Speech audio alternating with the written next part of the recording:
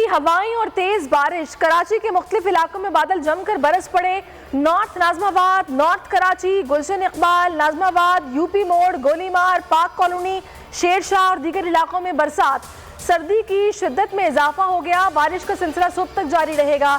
शहरियों ने मौसम का लुत्फ उठाने के लिए सूप, कॉफी और चाय का प्लान बना लिया।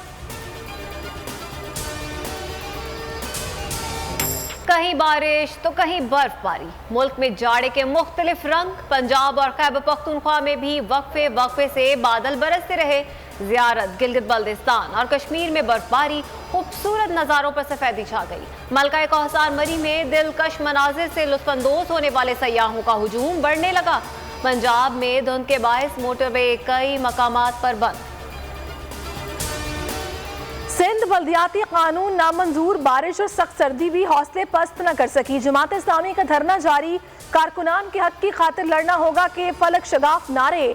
अमीर जमात इस्लामी कराची हाफिज नईम कहते हैं धरना मंतकी अंजाम तक जारी रहेगा। जुमे की नमाज के बाद सिंध भर में मुजाहरे और रैलियां निकाली जाएंगी।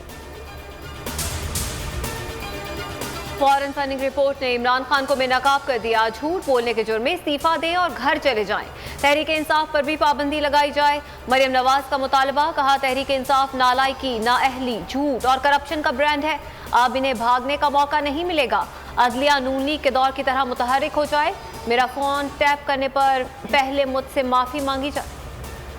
पीपल्स पार्टी का 27 फरवरी को कराची से इस्लामाबाद तक लॉन्ग मार्च का ऐलान। बिलावल भुट्टो कहते हैं इस्लामाबाद हर सूरत पहुंचेंगे। जियाले एक दिन भी मजीद इंतजार नहीं कर सकते। मिनी बजट पर वोटिंग के वक्त भरपूर एहतजाज करेंगे। हुकूमत के खिलाफ वाइट पेपर अवाम के सामने लाएंगे।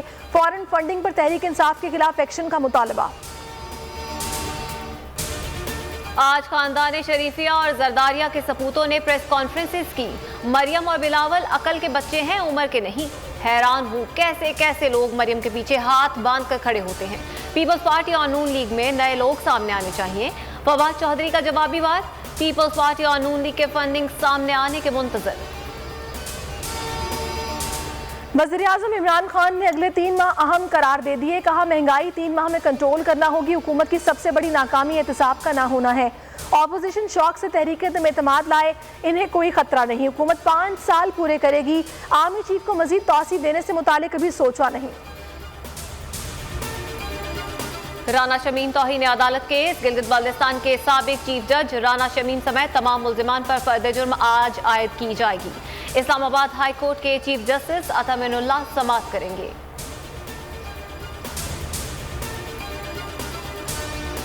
जुडिशल कमीशन ने जस्टिस आयशा की सुप्रीम कोर्ट में तकर्रुरी की सिफारिश कर दी। चीफ जस्टिस ने मामला हतमी मंजूरी के लिए पार्लिमानी कमेटी बनाए जजेस तकर्रुरी को भेज दिया।